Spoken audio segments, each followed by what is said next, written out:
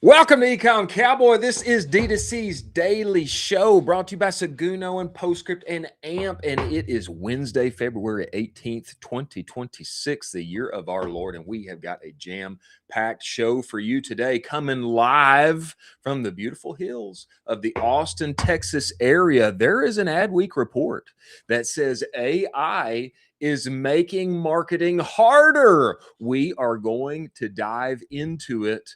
With those great capabilities and powers come additional responsibilities. TikTok Shop has halted its seller fulfillment halt. They have stopped that because of merchant backlash. You have a voice and it matters.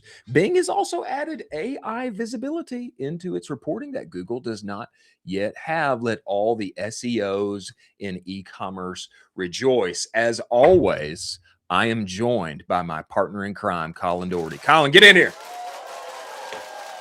Let's go. Let's go. Man, we're gonna have Chris Geiss, CEO of Seguno, co-founder and CEO of Seguno, on the show. But before he gets here, we need to dive into this report. This comes to us from AdWeek, and I find it very compelling. AI isn't killing existing marketing jobs yet, but it is making them harder. And I want to read some of this. This comes from a survey they just conducted because I think there are crucial insights that people inside of our space are feeling, but not yet articulating at scale yet. I find this very interesting and compelling. I'm going to read some of this to you. Artificial intelligence isn't eliminating marketing jobs at scale yet, but it is changing what those jobs demand. According to proprietary data prepared for AdWeek by the research firm Newton X, most organizations report little to no AI-driven headcount reduction. The survey collected responses from 501 advertising decision makers in the US and Canada, split 82% brand marketers, 18% agency leaders. 20% of those respondents were at the C-suite level. And the findings suggest a new reality for the profession. AI may be expanding marketers' capabilities, but it's also compressing timelines and raising the performance bar. CEOs and boards believe AI will drive growth quickly within 6 to 12 months. But marketing teams are being asked to adopt new technology, create growth, and take on new and more responsibilities. I want to read this to you. There will also be pressure for junior staff to come in at a higher level, Siegel says. Siegel's from Newton X. Quality is another concern. While agencies report gains in speed and cost efficiency, client feedback increasingly points to weaker creative output. How about that?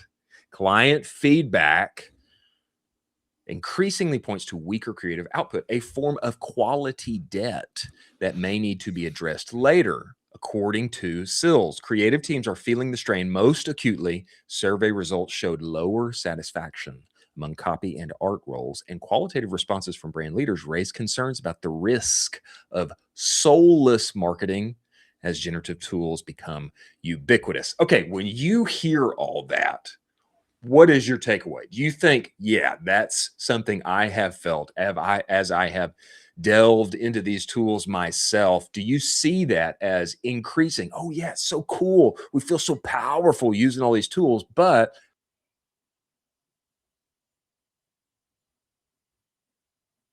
Well, Chris is taking a quick little pause, but I think that what is going on right now with all of these AI tools that are happening, and it's absolutely changing the game for all marketers right now, where you have to basically, adjust your strategy on the speed that you're willing to move forward. And you also have a new standard that's going to be established with clients. So they have a new standard that they've set just from all of the AI tools that have pushed creative forward. And so there's a skewed framework in their mind about what every single person can create inside the world of creative, but it is upon that person who is being in the creative world to adapt or die with these tools. So this is a level up moment. Yes, it's making it harder, but in the same way that it was harder to adjust from a typewriter to a computer, you have to learn these things or else you will no longer be, a viable option for creative moving forward. I think the interesting part is that up until now, there has only been the excitement. And there Yeah. has only been, wow, I can do so much more. But the reality is starting to set in, and you'll see this on Twitter. Actually, Patrick could do from AJF Growth recently said this. He said after his day of work in which he is inside these tools, etc., he feels, even though he's gotten so much more done, the work itself has intensified and he feels drained and tired afterward. And I think this is an important point to bring up because what I have seen as far as hiring is concerned, which is part that this piece doesn't touch. There's a lot fewer junior roles that are being hired for. There's a lot fewer of those people Yeah. coming into those companies. We have not seen large scale layoffs when it comes to current marketing roles, but there's definitely fewer junior roles that are coming in. And those marketers who are operating right now, they're taking on more, they need to do more, and they're learning on the run as they build and fly the plane. The intensity of that work. Now I've got Yeah. all this stuff happening over here. That is going to take its toll. And it makes me reconsider something that we touched on a few days ago, where you pointed out there are certain tech CEOs who say, hey, maybe we'll have a 3-day work week because we have all of these AI agents working for us all the time. That piece has yet to be played out. And it seems like what's happening is that actually the current humans that are inside of that company and inside of our category, they are taking on more, and the expectation is rising as they continue to develop and get good at these tools. I don't know what that means for the human psyche of these Yeah. people who are operating inside the companies. Any person junior that is trying to get hired right now, you better be really good at AI. Oh That yeah. is that is the standard benchmark. If you're not, you probably are not hireable right now. And that's a scary thing to say, but that's probably the level we've already reached where I would say if you're not, there's probably 10% applicants on that job that are really good at AI right now. Cracked. And so who do you decide? Is I'm going to go with the 90% that are not, forward thinking, adapting quickly, or do I go with the 10% who are proven already that they're going to be moving forward with AI? They already have some stuff within Claude, they already have some stuff within Gemini Pro, all of these things. Obviously, I'm going to go with the forward thinking person in AI. I think this pushes back on me a little bit and some of the thoughts that I have classically held. I've always prided myself on working harder than most people. Sure. And as we enter into this age of AI, I've largely felt, actually the move now is work smarter, not Yeah. harder. Or, we got to do both at the same time. And I think what this report is bearing out is that actually it does take both. It's not just, hey, I can spin up my 10 AI agents and I have an advantage over other people. Of course, that is true. But as one does that, then expectations inside of the organization then become, okay, now what can you do? Because you're Goalpost move. so, yeah, the goalpost Exactly. has moved because you're Yeah. so freed up and you're so smart. And now, great that you're doing that, but I need help over here. And what Yeah. can you do over in this category? How can we Yeah. automate that? And before Yeah. too long, you've got 6 plates spinning Yeah. just like you had before all of these tools existed. And Yeah. so I'm not so sure that our experience over the next 12 months isn't going to feel dissimilar from what it used to be. Oh gosh, I've got so much on my plate. I'm a, overstretched marketer and I've got to do so many things. Actually, the feeling or your energy output may feel the same. It's just that you've got more tools at your hands and you're able to do more, but the goalposts have moved. And now you need to execute more and have even Yeah. more productivity than one used to expect. Yeah. I saw a tweet the other day that said, if you can do all your job with AI and you've already automated it, you shouldn't probably going around telling people in your company that because they're going to just give you more work. That's probably right. That's Yeah. probably right. I find this interesting. This comes to us from the survey. Broader context may help explain this sentiment. Over half of respondents reported satisfaction with their career progression. Mhm. Okay. And 53% said they are unlikely to change employers in the next 12 months. And so there's this like dichotomy. Hey, I'm really Yeah. happy with what I'm doing and I'm progressing and I've got these new tools available to me that I'm excited to use. At the same time, gosh, I've got a lot more on my plate and I'm not sure where this ultimately leads. I'm having to learn a lot on the run. It's interesting how both of these things are kind of held in tandem, even Yeah. though one would think the experience is bifurcated. Oh, you're happy? That means, hey man, you're happy with every well, no, I am happy, but I'm also a little anxious, a little anxious, and I got more on my plate than ever. Maybe Taylor Holiday would hop on here and say, brother, that's how work's always been. More on your plate, more stuff to deal with. That's just how work goes, whether you use AI or not. But I find it interesting specifically for our line of work because this is all changing so fast. I Yeah. know I sent you like 8 text Yeah. messages last night at like Yeah. 1 a.m. Yeah. about all of the AI things that I'm super hyped about to Yeah. deploy that we will not talk about on the show. I refuse to because I want to keep the alpha for myself. I'm kidding. Absolutely. But I think this will be interesting to track as humans evolve here and our Yeah. work life balance evolves. Maybe we don't end up with much more rest and No. much a much brighter work experience over the next 12 months, even though we can do so much more and we are super excited to do it and employ it and learn it. Yeah, I mean, I think everybody in tech has a small level bar of anxiety right now because I think everybody in tech is slowly peeking over the event horizon for what's Yeah. about to take place. And all of us can kind of feel it, but we're a little bit outside of the rest of the real world Yeah. where we're all like, it's kind of like we're the ones that see the fire first and we're trying to tell the world, like, hey, there's a fire over here. You guys want to pay attention to the fire and like put it Yeah. out? And everybody's like, no, no, dude, don't worry about it. We're cool. We're chilling. We're betting on sports. It's fine.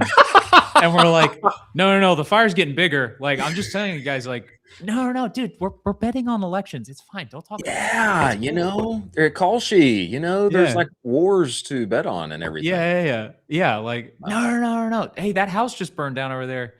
Dude, it's cool. It's cool. We got the Super Bowl. Don't talk about it. You know what would be helpful, Colin? It would be helpful if we could get a tech CEO inside of our show right Yeah. now, just to give us sage wisdom and advice on Yeah. what is happening in the world, specifically applied to e-commerce. I think that would be very helpful. Do you agree? Could you pull them out of your pocket? Let me just see if I can pull one out here. We have a very astute, storied, historical. I mean, in the sense of this guy was doing ecom in version 1.0, man. Oh, yeah. He has come to us now. We're bringing him to the show. Chris Geiss, CEO of Seguno. Get inside this show, sir. Get in here. Oh, that's Hello. Man. Oh, I think that is the most unique entrance we have had so for far, sure. Chris. I went for the pop up as opposed to like the slow. So yeah, I That's love fair. that. I love that. Yeah. So good to Chris, see you guys. man, we are so excited to have you on the show, brother. And this For has sure. been a long time coming. Indeed. Inside of everything that people in D2C and ecom do every day, we need these voices who have perspective over the several iterations of years of what we have been doing. Colin and I talk about now we feel we're in ecom 4.0, Yeah. which is, I like to say, the rise of the underdog. But before we get into everything that's happening now, your thoughts on it, etc. Man, I would appreciate just giving our audience some perspective on you and man, your involvement specifically on the email side from days of yore. Man, how has our game developed? How has email developed? And what motivated you to get Seguno started in the first place? Yeah, there's a lot there. So I've been, in the email game for e-commerce for say 15 years, and so worked previously at a company called Bronto, and Bronto was really the first email provider to focus on commerce back in like Yeah. '05. Wow. So so yeah, been building, tools specifically for brands for the last 15 years, and a lot has changed over the years, but also a lot hasn't in some respects. Some things have gotten easier, some things have gotten harder. Best practices are not too different, but you have to pay attention to them even more now than you maybe used to in the past. Um, so there's a lot of interesting stuff there. Can go in any direction you want, but yeah, before I joined Bronto, I didn't know as much about email marketing, but fell in love with it, and have just been doing it ever since. And so yeah. Well, it's often pronounced email is dead, just like every other marketing channel is dead, right? I mean, every 6 Every other week. months. Yeah, Yeah, yeah. every other Every other week. week at this point. every Yep. other week. Ridiculous. Every other week it's dead. Yeah, But I think when it comes to what we do every day, every way, email's still the best bang for your buck. For And sure. I'm sure that was baked into starting Seguno and how you guys have rolled this specific tool out. Just give me insight on, man, what motivated you to start the thing? Is there a kind of operator that you've had in mind this whole time while you guys have built Seguno specifically? Yeah. So, you know, getting into the email space, it was probably a crazy thing to do, right? It's a very saturated market, some big players in there. But we saw an opportunity for something different, for kind of the next evolution of email. So, with Bronto being the first focused on commerce, like that was back in the very early days of when, building conversion tracking was like a new thing right back then. And the amount of data that you have access to has just grown tremendously, tighter integrations with commerce platforms, all that sort of stuff. But things are still tricky to kind of put together. And so, you know, we were building all these tools for sophisticated strategies for these big brands. And so the idea was, how do we take all of that good stuff and boil it down and make it incredibly simple for anyone to accomplish, whether you're small, big, medium, whatever, but just enabling smaller brands to do more sophisticated things, because it doesn't have to be that hard. And we saw Shopify as the opportunity we wanted to chase in terms of being solely focused on Shopify, building inside of Shopify. And yeah, you can't get any closer to the commerce platform than being inside of it. Yeah, that's right. And that was a big bet. I mean, that was that a huge bet. huge bet. Yeah. I mean, to make that early, I mean, one could say now it's like, okay, I mean, the results are here. Obviously, Shopify is going Yeah. to become the tool of choice for, I think, the majority of e-com. That's the way it looks to me. Okay. Yeah. But Yeah, that there's no was an other early. choice. Like, let's be honest, there's no other choice. Let's not sugarcoat it, guys. Like, The case, 3 or 4 years, I don't know, maybe 5 years ago, that wasn't the case where you would say, "Yeah, there's some viable players in this space. I don't know, the horse to bet on right now." yeah, Obviously, we've seen how the public stock market has reacted to some of those public players and also reacted to Shopify. So you can right. see one of the horses kind of ran away with it. But I mean, were there any indicators that you were kind of thinking about where you're like, this is a really good bet. I really love the way this company is operating on specific things. We need to pick them specifically because you could have picked Sure. a ton of other folks. Yeah, and honestly, spent most of my time at Bronto focused on Magento. Like we rode the Magento wave at Exactly. that time, building integrations there. So um, but what I saw was that Shopify was the only platform that acted like a platform, right? Oh, Magento was it was the Wild West. You're competing with people blowing up your own code, whether it's an app or the brand itself. It was just the Wild West in terms of integrations and things. Shopify, again, the only platform to act like a platform. They truly enabled us to build the experience we wanted for merchants, and so that was why we chose to focus on them. Wow. man, I see what you've done. You verify for me if this is the case, but what I see the benefits of what you've done, making the big bet on Shopify early, which has, I'll use this illustration, the Star Wars illustration. They're arming the rebels, right? They are enabling everyone to become an entrepreneur and to get Absolutely. into the internet game. Yeah. I see what you guys have done as coinciding with that. Is, hey, we want to take email and we want to arm the rebellion. We want tight integration, actually true data that doesn't have to worry about duct taped syncing, etc. That may not be accurate. We want to make one-click automations. We want to make all of this possible for what Colin and I often call the one-man brand, or the Absolutely. the Superman marketer, or the lean team, with big aspirations, which I know Yeah. you're a fan of. I mean, did you make that bet purposefully with that in mind? Hey, we want to arm the rebellion with email. Yeah, 100%. Yeah. Why should all the good stuff be left to the big guys, right? Like everybody Exactly. should be able to do these things that we know drive revenue and help grow their brand.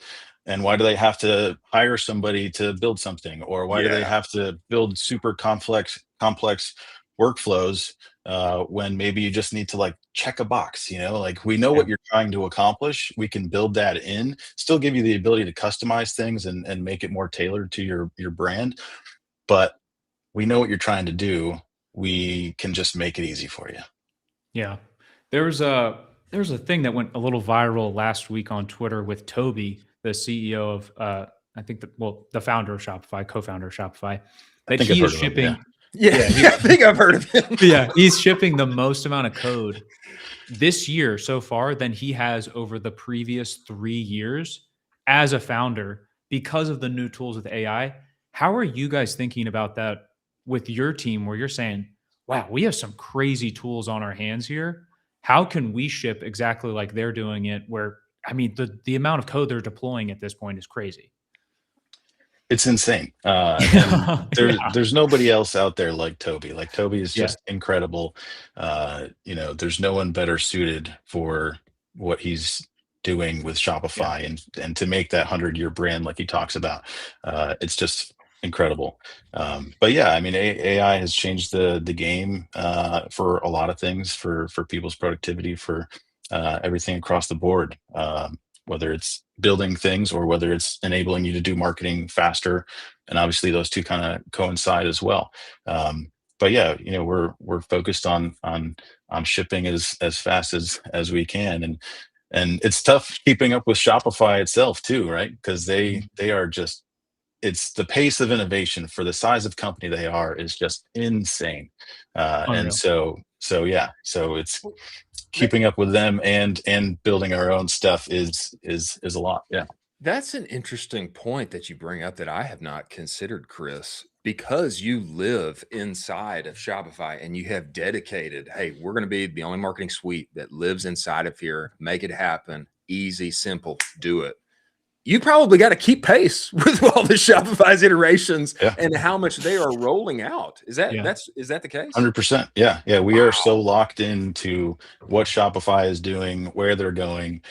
We have great relationships with Shopify on all different levels. And so, yeah, we are locked in as the kids say, I think. Man, well, that's a tall task. That is a tall task, man. Wow. Yeah. Tell me this. I don't think, and I don't think as many people know about this, but it's something that I celebrate because I find it to be such an incredible tool for equipping the common man inside our space to crush, which is throughout the theme of this conversation. It's Canva. Canva is, to me, and I Used to know it's, say. I know it's gonna, Still good. I know it's gonna get dragged by some designer. I think it's the best design tool on earth. And the reason that I do is because it's so easy to pick up and use. And man, you can do so much with it. And you guys have pioneered an integration of sorts between Canva and Shopify and Seguno. And tell us more about that, because I find this to be fascinating. It's yeah, it's almost like a turducken. Like we've got Canva inside. We've got Canva inside Seguno, inside Shopify.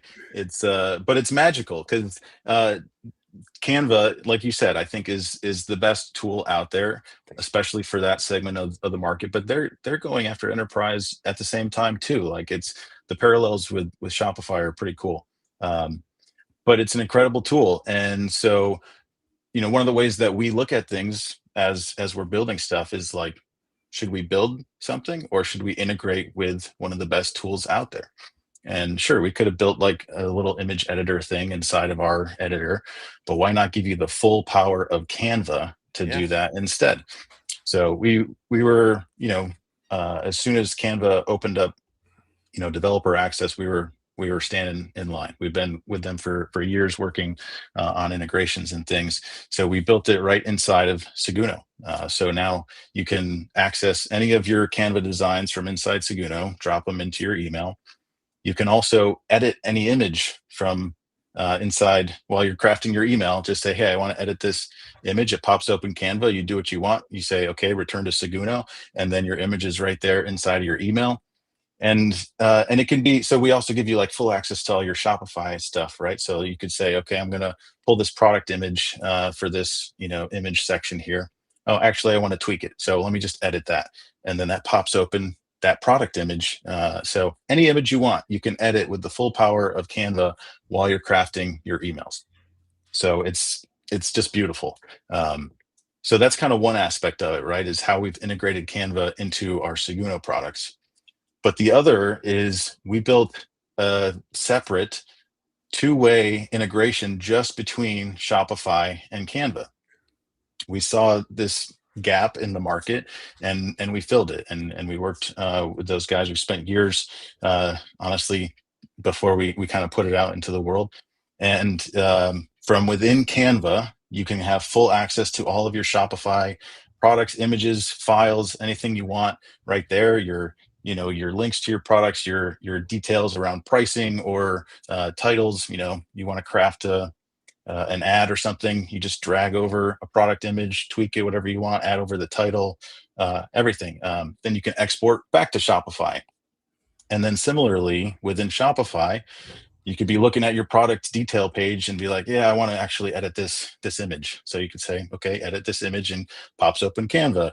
You tweak it, you say return to Shopify, and then that image is right back live on your storefront. Like it's just it's seamless. It's seamless. Yeah. That's unreal. I love that, man. That's unreal. Yeah, it's really good. Chris, jumping off of that, so imagine the 6-figure, 7-figure founders listening to this show right now, and he's thinking to himself, I don't know what I don't know about email. Do you have any kind of SOP or quick wins that founder should do almost right away, where you're saying like, hey, you got to make sure these couple of things are locked into place, and that'll probably take you, which takes most brands, to the next level? I mean, that's a good question. I think, there's always I always like to start with kind of understanding where they're at, and because that advice will differ. I mean, there's always the basics stuff, right? Thinking about your automations, getting your branding tight, then your newsletter cadence, and then you start thinking about expanding your automations, making sure those are a series, thinking about all the different touch points where you may want to connect with folks. You can also start thinking about how does email, improve like the operations of the business, leveraging flow and all that type of stuff inside of Shopify. But I mean, there's obviously tons of different levels to it, but the crux of it is, can I automate more? Mhm. Can I send more as long as I'm, you know, not bombarding people? Like segmentation is important. But it kind of comes down to that. Like, and you Yeah. can look at the signals like, okay, I'm getting, more unsubscribes. Maybe I'm going to back down on my sending cadence. Um, but yeah, at the end of the game, at the end of the day, like if you send more, you make more. You make As more. long Yeah. as you're following, best practices and being good to your customers. So automate more, send more. But at the end, the big thing these days too, right, is authenticity. And it's not just like sending an email to send an email or to put a product in their face. It's like how do you get people to connect with your brand more? To the founder, to the story of how you got started or why these details on that product matter. It's thinking about that stuff that really resonates, builds that community, and gets people to buy. Yeah. So you would say that's an essential email to send, is basically that brand story. That would be an Oh yeah, essential flow that you would say every brand needs to be running this exact sequence 100%. for. Yeah, that's a Yeah, great that one. should be part of your welcome series for sure. Yeah. Um, and weave it in. I mean, depending on how special it is, right? Weaving it into other places too. People buy from people. That's an Yeah. important thing to not forget. And if you have like quality products, talk about it. It's Yeah. not, you can't just show them the product. You got to describe it. You got to have the follow-ups that are sharing those details, that are squashing objectives, or Yeah. so it's yeah. I think when you talk about this, I think of three things, all of which I have been largely the person responsible for at different times. First, there's brand who's really not taking advantage of email. Mhm. Then, and it's brand founder Yeah. really who's, doing what he can. Then Yep. it's brand founder who is doing a pretty good job. He's gone to the Mhm. next level and he's utilizing email. Then he's got too much on his hands and he needs to bring in really a one-man marketing team. He needs to bring in a marketer that Yep. can own that for him, take that to the next level. And then all along the way, it's making that easy, simple. How can I do more with less? Right. Automate more, send more, more authenticity, better stories. And Yeah. it seems like you guys are enabling that at every step. Tell Yeah. me, 100%. Tell me this, Chris, as we enter this new stage, how do you see AI affecting email or Mhm. perhaps hindering email? And Yeah. I bring this up because I have been shocked how little talk there has been about Gmail's AI inbox summarizer. I come from days of yore when I just send it. I know it's going to get in there somewhere. As long as I don't hit spam, somebody's going to see it. They'll at least see my headline. They might click on it. Hopefully they do. But now Google's bringing in this capability for people to just read the summary at the top. Yeah. How do you see that affecting email? How will email be affected in the future? And what's important for operators as that takes place?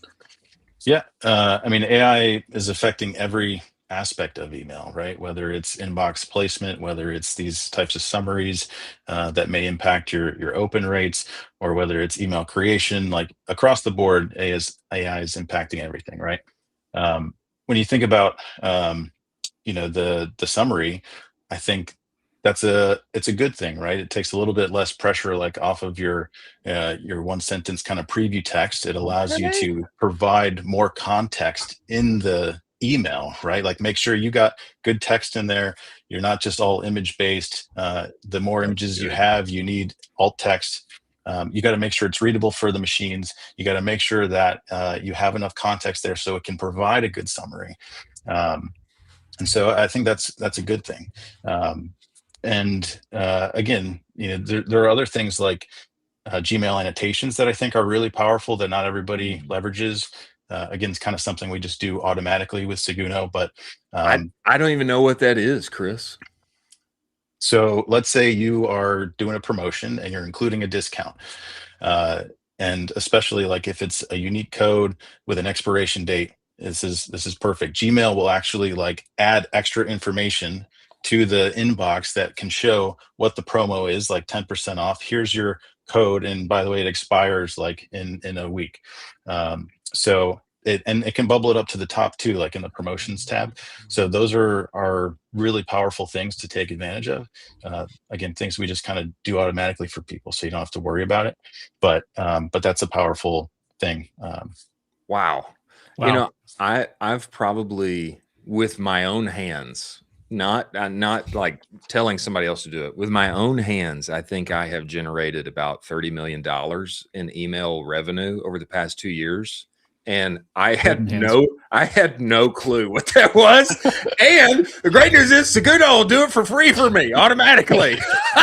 That's amazing. Yeah. And this is the first take too, Chris, that I have heard. And I think you bring up some good points. Hey, actually the AI inbox summarizer, it might be a really good thing. If you're putting in, if you've got native text, if you're adding in that alt text on your images, if you're doing all things, actually it could work out better for you. That's a great point. I hadn't considered.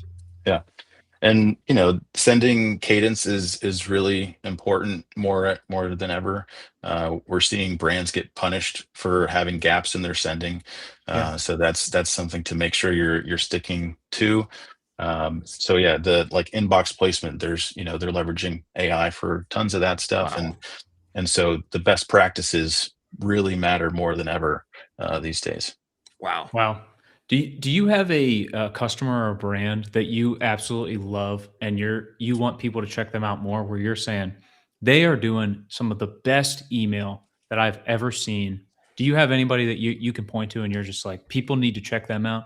You guys need to grab all their emails. You guys need to implement them ASAP. Study them. Customer in mind? Yeah, study them ASAP. Let's go with a nice local one for you, Chris. Come on. Clay Imports. Have you heard of them? No, I don't know Clay Imports. So they're in Austin. Talk about just incredibly beautiful brand. That's just nonstop authenticity. Like these are the best people. Like I'm not even talking about just operators. Like they're the best people. Like we went and visited them last year, I think. And they took us out to like some local barbecue joint, which happened to have their tile, in the bar area. We're just the best hosts. Like made breakfast. I mean, we were going there to work with them on something, and they were just incredible hosts. So they are like the best people, but they have such an incredible brand. Beautiful, filled with authenticity. Nobody knows tile better than the tile installers, right? And they were doing that kind of before they got into the selling of the tile themselves. Their visuals are just incredible. They are. They've got some good programs in terms of like post-purchase things, or if somebody gets a sample, like following up with them, building in artisan stories, brand expansion into like the other products like sealers or that type of stuff for the tile. But these are nice tiles, and when you're doing a big project like that, it's not something you do all the time, right? So they're really good at maintaining that relationship with these customers for these high value products, even though they may not be buying every week, sort of thing. Sure.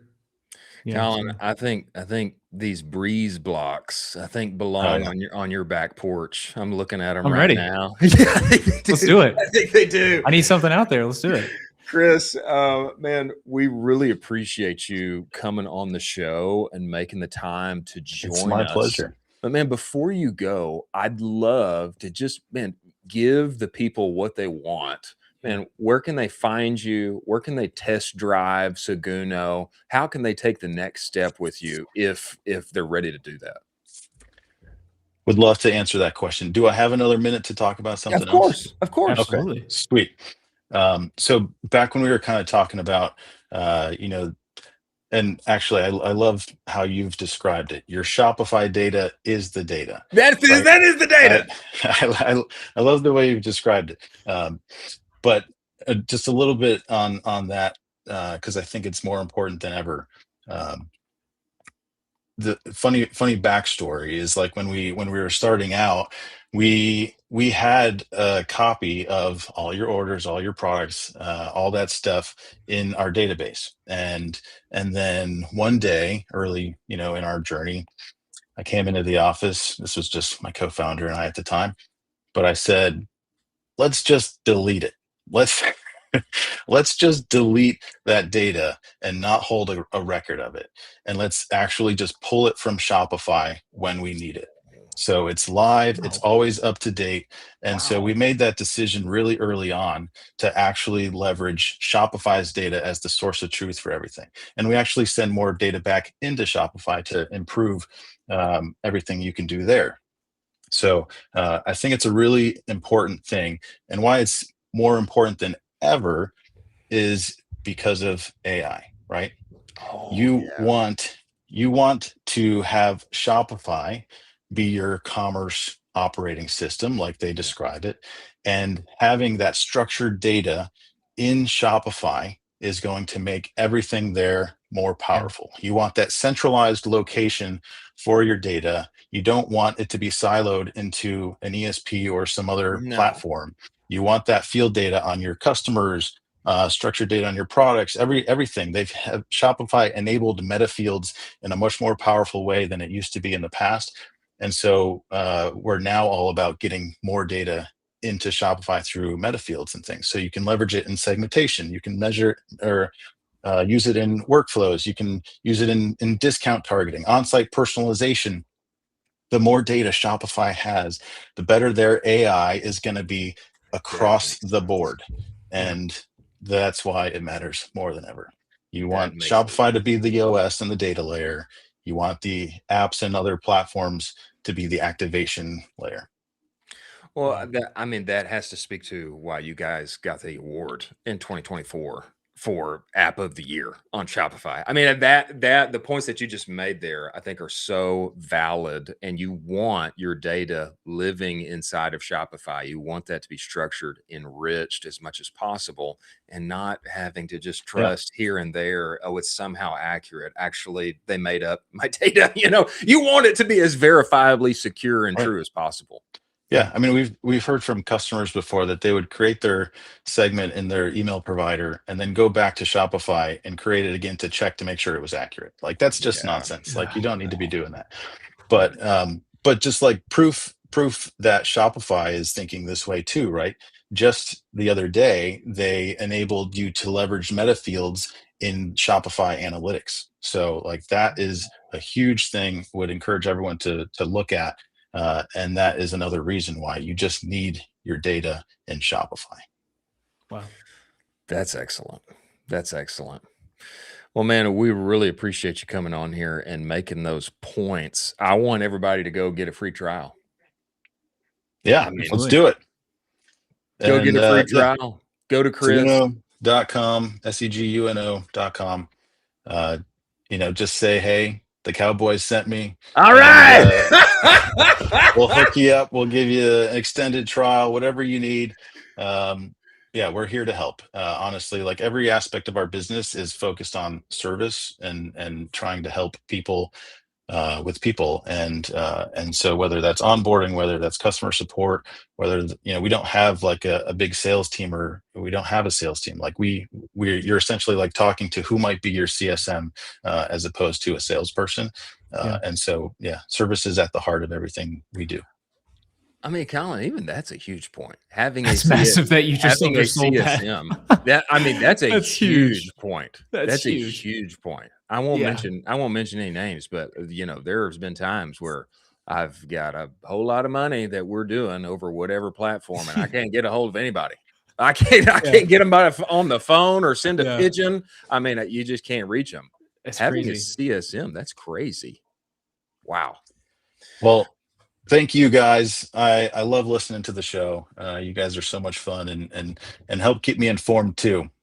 So yeah, just love what you're doing. Thanks so much for having me on. Oh, brother. Thank Hey, you. wouldn't be possible without you. We love you, man. Absolutely. Thanks for coming, and we look forward to having you again. All right, sounds good. Thanks, guys. Talk to you soon. Oh, good transitions. I mean, that's The standard trans transition now. the transitions are on point. The On point. transitions are on point. He just comes across as such an honest broker, man.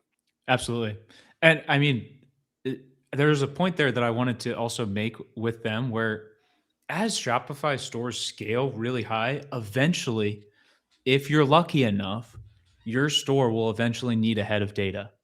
And so Yeah. for you to have a central repository where everything is accessible for them and they don't have to go and pull everything in, trying to pull and connect everything, you're making that heads of data job so much easier.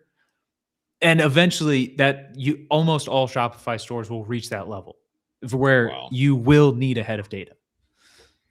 You're digging into your bag on that one. I Oh, know. yeah. I Oh, know yeah. I know you got experience on that. You know I do. Wow, man, I'm so glad that we had Chris on. Well, let's just pull this up. Pull up Seguno here. That way we can remind everyone, Carson. Seguno.com. Go there, talk to them, tell them you want a free trial, tell them Colin and I sent you. They will extend that to 30 days. Your Shopify data is the data. It's email 3.0. I don't think listening to Chris, you can think anything otherwise, man. They are doing stuff next level and they're making it available for the common man. Lean teams with big aspirations. That's what I love. Yeah, they're really here for the one-man brand and the Superman marketer. They're here for Ecom 4.0, the rise of the underdog. They are. And that's why I love them being part of the show. Many thanks to Seguno. Wow. That was such a good conversation. Absolutely. Also, Clay imports that he referenced. I Saucy. need some. Oh, you do. You do. Don't go to that website because you'll spend too much money. No, don't show my fiance that website. Don't show your fiance Yeah. because you'll be getting new things for your house very quickly. Perfect. Okay. Next story here. TikTok Shop has halted.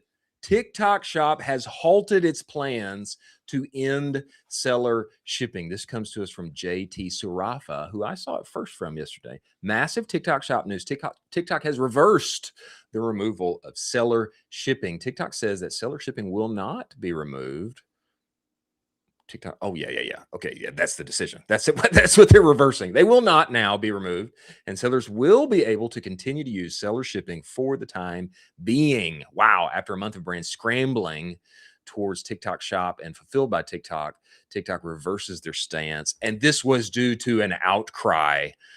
Here is the email itself, and then Modern Retail reporting on this today, laying out all of these points, and it is due to the backlash. And I think, Colin, this verifies some of the points that I have been trying to make to you, okay, is that people are pushing back. They're not so happy with all the things that are happening right now. I think this is awesome because it shows that, hey, man, we have a voice and even the big boy platforms are concerned. They are listening. They're not just going to roll forward if everybody is not on top of it. TikTok blinked, essentially. That there was a lot of pushback, and TikTok has blinked for the time being and allowed us to continue independent seller fulfillment. What are your thoughts on this as you see it? Yeah, this is great for the brands. You want to have them feel empowered that they have a voice in all of this, and for them to roll this back and basically say, "Hey, we're not going to demand that you do this. You can use, your own independent company at this point." That's really big, and it also is a massive hurdle to do that and change carriers like that. I don't think people understand how much of a lift that is. That you have to do that while also simultaneously running your entire business. It's a huge ask. I don't want to overstate that enough. And so it's great that they listen to the community. It's great that they rolled this back, and it's super important. It's a win for the brand. I I have to say too, this is like a quasi yes fulfillment and also no fulfillment of one of Taylor Holiday's predictions, which he came on the show and talked about. TikTok becoming your landlord.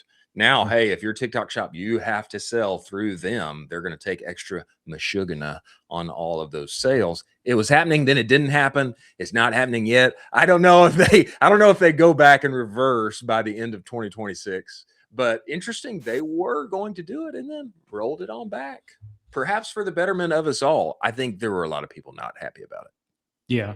I mean, it's a huge ask for merchants, and it's also a very expensive ask. And so that's a really hard thing to rationalize. Obviously, there was going to be a ton of pushback for this. And it's great that the brand is being heard in this and then can, remain probably this will probably remain for throughout the year, most likely probably next year as well, just how large the org works. So, you bought a decent amount of time. Next story here, Dick's Sporting Goods rolled out some info about their creator program. And I know we touched on American Eagles this week. I don't know if it's just creator program update time or what is happening, but I found this to be very interesting. And I wanted to highlight some of these points because I think it's important for smaller players in our space. If you're not on the Dick's level yet, which like basically nobody is, if you're not on the Dick's Sporting Goods level yet, there are takeaways that you can import to your own program that you have running, be it with ambassadors, creators, influencers, etc. And I wanted to highlight some of these. And you know what? It shockingly looks like what we used to do at Bruce Bolt. Yeah. And I wanted to highlight some of these because these are great takeaways. Okay. This is how a legacy retailer builds creator loyalty. Okay, what can we take away from it? Number one, paid contracts. They have contracts. Okay, it's not just what some people have referred to as pimp my code. They have paid contracts with the creators. Okay, people have to apply to be a part of said program. Number two, 4-day immersive orientation. There is actual expenditure here. Okay, it's not just, hey, let me roll out some stuff, give you a code, make some stuff for us, and if you sell something for us, we'll give you something. Okay, 4-day immersive orientation. Obviously, this is a step up from affiliates, okay? But worthwhile. If you're making a bet on creators, why not do something where you can bring them together for, even if it's just a day or two, and wine and dine them a little bit? How many brands are doing that? Ask yourself that. How many brands are taking the step of flying them out to my location, getting them a nice place to stay? We're going to do some orientation together, talk about what we're doing, important campaigns for the year, etc. If you do that, don't you think the level of creative that you get out from that person is going to be next level? I think so. We did this at Bruce Bolt as well. Number three, trend boxes. Okay. This is kind of like everybody knows, okay, you got to send them stuff, but trend boxes, very interesting. Coaches Corner training, not just, hey, this is what we're doing, this is what we want your participation on, but they're actually training them on the products, how to frame it, how to position it. And then this kind of interesting retail creator hybrid model. I think there's a lot here, and perhaps you can't fly people out for a 4-day immersive, all expenses paid experience, but can you do it with 3 or 5? And can you bring them in-house to your HQ, have a special moment for them, celebrate them, involve them, get thoughts from them, brainstorm together? Can you do that? And will it be an ultimate win for your brand? I think so. And I want to see more brands in our space do this in 2026. Colin, am I crazy or is there something here? This is huge. Brands should be investing in their creators the same way. And you should also be investing in the creator in a long-term relationship. And so you almost want to look at these creators as partners for a long-term engagement that are going to be an extension of your brand. And so make sure they're armed correctly, make sure they know all of the correct talking points, how to use the product properly, and then they can also pepper you with a ton of questions as well. And so you're arming them with the best possible representation of your brand and for a long time. So you don't have to keep churning and burning. You are investing in these long-term relationships. I would love to get Josh Durham and Cody Yeah. Whittick's thoughts on this. I think another point to consider here is just remember you do have competitors on the internet. Yeah. And those competitors would also like to work with those creators. Yeah. So It's true. just think if somebody is offering, hey, here's a code, pimp that code, and if you get me sales, Yeah. I'll give you something. Okay. If somebody's offering that versus, hey, we want to make a bet on you. You've got a bright career, a bright future, and we want to be part of that story. We want to work together. We're going to fly you out here. We're going to give you a contract. We're going to do an all expenses paid 2-day offsite, and we're going to bring you in. We're going to orient you. We're going to brainstorm together, talk about what campaigns are important this year. Which one of those creators do you think, which one of those brands has a better future with that creator? Oh, 100%. It reminds me a lot of, athletes getting courted for, teams, Exactly. where you're like, "Hey, you want to come play for Alabama? Come on, let's go. Let me show you Yeah. around. Come on, check it out." And so Yeah. you have this level of, these brands are now these, big time teams, and they want players. And that you can kind of think about it like that, where these are the new NIL contracts going out. Let me just cut you a little NIL deal here, sir. Absolutely. Yeah, Yeah. a little recruiting goes a long way, ladies Absolutely. and gentlemen. Yeah. Something to consider for this year in your calendar. If you don't have one of these, think about it and make it happen. I think it's very worthwhile. Paid huge dividends for us in my prior experience. Before we move forward to our next batch of stories, we should talk about Postscript. Postscript, who integrates with Seguno, Mhm. they are an incredible partner of ours and make this show possible. And the reason that I love them so much is that they are obsessed about SMS. It's all that they do. All they do is SMS all day, every day. And I know you probably do SMS with another tool or so right now that does 5 or 6 things for you. The reason that Postscript gets outsized results, 22% plus in revenue when people make the switch on average, the reason they can get that is because SMS is all they do every day. They're obsessed. And when you obsess, you get outsized results. Now, I didn't get 22%. I got much more than that. When we made the switch to Postscript, one of the first things I did when I was in-house at my last position inside a brand, one of the first things I did was make the switch to Postscript. We went from making like almost no money on SMS to being a top 1% account on their entire platform inside of a year. That's qualitatively and quantitatively. And it made me look like a big brain marketer, boy. I got lots of pats on the back after that one. And maybe a little raise too. Can't say, but Postscript did it for me. They will do it for you too. Go to postscript.io/SMS-benchmarks. You are going to get a great guide for my vertical, my band of revenue. What should I be doing SMS? You talk with Postscript, they're going to get you up and to the right. Many thanks for them being part of the show. Moving forward here, do brands need to bring back the jingle? I think that they do. I think that they do. The jingle has largely been relegated to the early 2000s and the 1990s, but so much nostalgia has been hitting so hard that I think it is time to bring the jingle back. And I am not alone in this opinion. Folgers is doing it right now. I think we should take a look at this ad and talk about why you need to do it in 2026. Let's show it, Carson.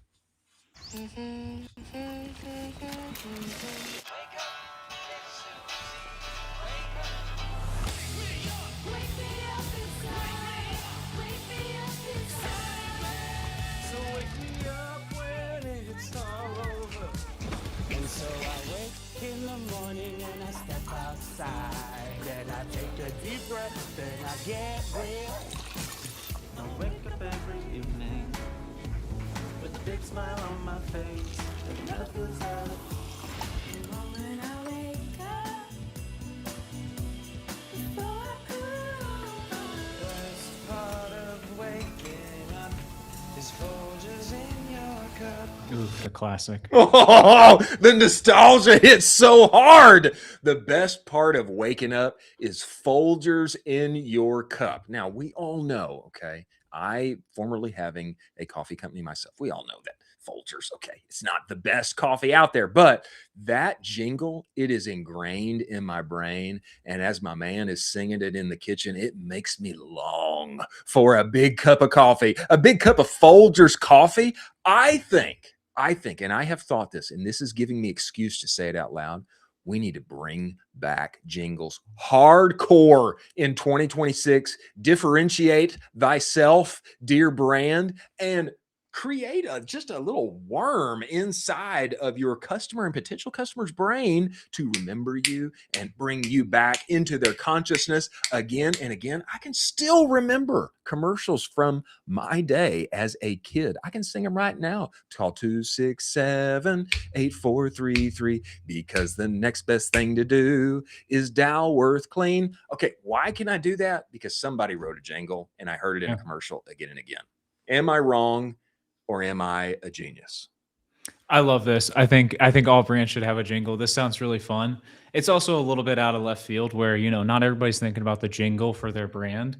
And, that was right. That made me want to have a cup of coffee right now. I'd love to have a nice tall iced cup of coffee and just go through the wall right now. And so I agree with you. Well, through and through, I agree with you on this one. I mean, if you're worried about your ROAS, stop looking at the ads manager and pick up a guitar. It's time. It's time to make a jingle and get it out there into the world. I love that Folgers is picking this back up. They are reimagining its classic jingle in a new campaign. Okay, next story. In the coffee lane here. In the coffee lane. Very same lane. Pure Steel Company. I loved this tweet so much. This guy, Forest Man John, he rolled this out. He said, 3 months ago, I quit my job. What job, Forest Man John? JC Foster, his job at SpaceX. Wow. Okay. Quit his job at SpaceX. And to chase his dream, he is building an affordable, convenient, plastic-free coffee maker. Grateful for everyone who has reserved. Pure Steel Company. And this thing is number one, beautiful. Number two, it's made in the USA. Number three, it's got that whole like protect me from forever chemicals. Oh, yeah. And the plastic that is riddled everywhere inside of my body as a result of modern life. I think that this is incredible and I love it. He's riding huge waves here and he's got an incredible story because of the SpaceX piece. Yeah, absolutely. I have to make a confession too. I saw this tweet when it had 60 likes on it, and I thought it was just some guy posting, and I was like, oh, good for him. Like, that's really cool. And then you turn around today, it has 3 million impressions. And I was like, oh, yeah, that was a cool tweet. And then I saw it today. I'm like, oh my gosh, this guy went viral overnight. Viral. Man. I mean, it's awesome. And I think people also want to buy stuff that is lasting a generation. Yeah. This thing is a tank. This thing's going to last you. Hey, you have it right now as a dad. And then maybe someday when your kid goes off to college, you can pass this thing down and say, hey, good luck with studying. Here's a little gem. Go have fun. And so I think folks are trying to buy for a kind of a lifetime now. It's totally the case. Instead of just, fast fashion, rip and repeat, just keep getting new stuff. This is a great example of that. And I love that it's made in the US. Just raw steel, baby. Yeah. And that. We have seen this again and again. We're going to have Steve Recook, who oversees the D2C index, and bring him on to talk about some of these things. But the American wallet wants to spend. It does. The American consumer wants to spend, powerfully spending more high in confidence now than the past 2 years. Okay. Yeah. That being said, they want to make the right purchases. The consumer behavior has changed. It's not just give me the latest thing off of Amazon, even though Amazon is crushing. They want to be selective about what they buy. And this is a great example of hitting that on the head. It's made out of steel. There's no plastic parts. It's made in the USA. It's all glass and steel. And it makes me feel like I can buy this thing, use it for the next 30 years, and I can still have the best part of waking up, which is Folgers in my cup. I think this is going to be massive. And, it kind of fits in the same vein as Kaya from Anatar and a number of other things that we have seen recently. If you can make a great product here and somehow have it compete on price, which is exactly what this guy is doing. I mean, he's undercutting a ton of coffee brewers inside of our space. I don't know how he's doing it, but if you can do that, it's a grand slam all day long. Absolutely. I mean, there's another founder we just had on that I'm wearing his shirt. Scene Studio. Here we in go. the USA, high quality shirt. This thing that he was talking about, it's very thick. It's incredible. Made in the USA. I'm gonna have this thing for forever. It's a beast. It's a beast. Mm-hmm. Yeah, this guy's a beast too. I look forward to seeing what comes from him. Also, in addition, we need to talk about AMP. AMP, if you don't know how to gauge how my business is doing inside of a sentence or two, if you can't cite, hey, how are we tracking to our forecast? What is our LTV? What is our CAC today and for the past 7 days and the past 14 days? If you can't let that roll off the tongue, I'm not sure you know how your business is doing. One of the things I love about AMP and why they're a partner of the show is their favorite tool of mine, Lifetimely. It allows you to know all of that precious information in one easy, delightful place and space to view and get your answers for, inside of marketing teams, inside of organizations. Everybody's got their play.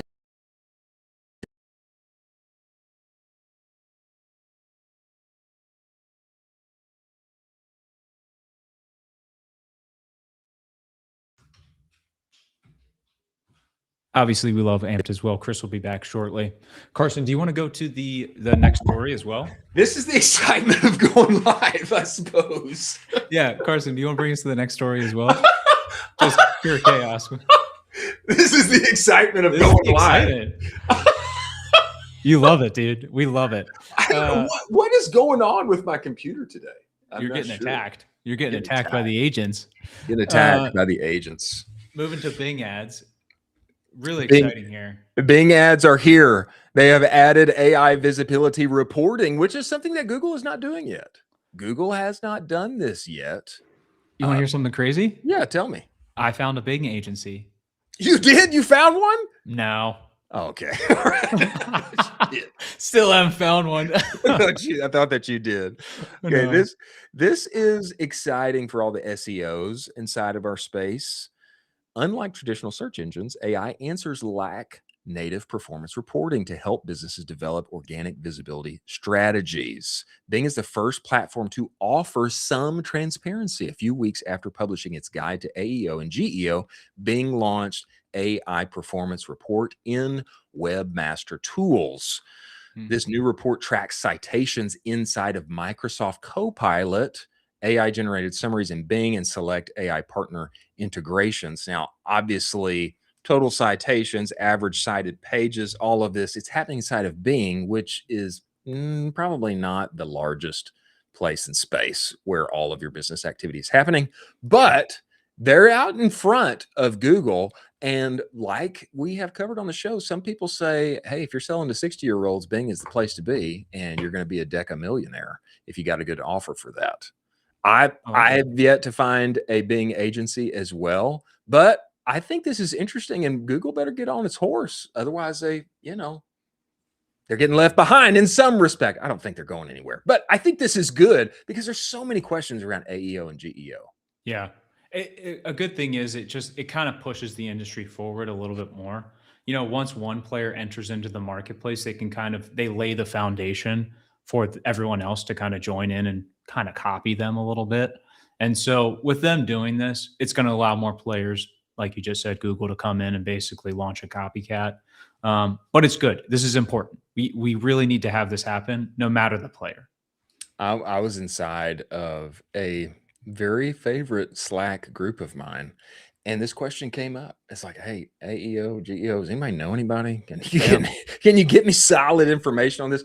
Everybody wants it. We know that AI's development has affected search so much, but there's still it's a little mysterious. Yeah. And so I think this is positive that Bing has rolled this out, and hopefully everybody else follows suit.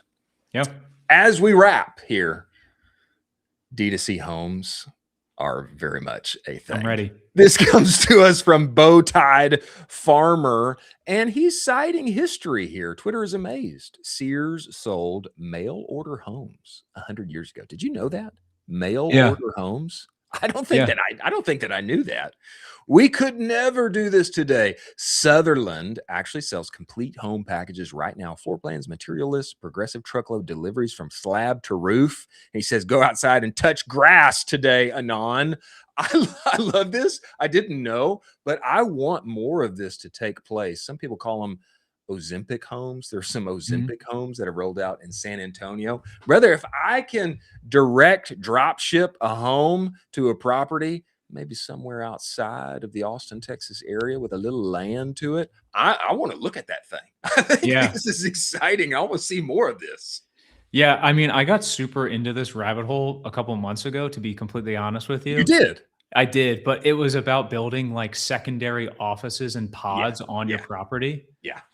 And there's some really cool players in the space where you can build off basically 1 to 2 bedroom offices on a secondary piece of property. I also went down a YouTube rabbit hole of just some of the coolest builds. And you're like, how much time did you commit to doing this? Yeah. This is incredible.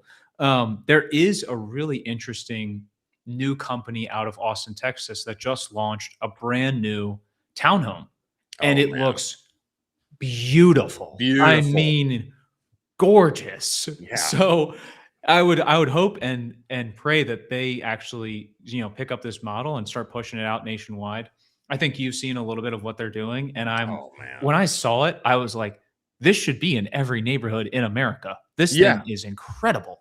Yeah. My first question was, how much does it cost and how fast can I get it? I mean, they're gorgeous homes, 3-story townhomes, beautifully laid out, plenty of room for you, spouse, and kids. And man, it's like, I mean, how are we going to fix the housing crisis, et cetera? E-commerce. That's how we're going to do it, baby. That's how we're going to do it. We're going to do it with e-com, baby. I love it. I mean, they're taking on the affordable starter home that so many people are trying to acquire. And I couldn't be more excited for the first couple folks that get to move into these things, because I think Chris and I are understating it. You should check them out. They're absolutely freaking gorgeous. American Housing Corporation. That's what it is. AmericanHousing.co. American Housing. They didn't get the com, but they got the co.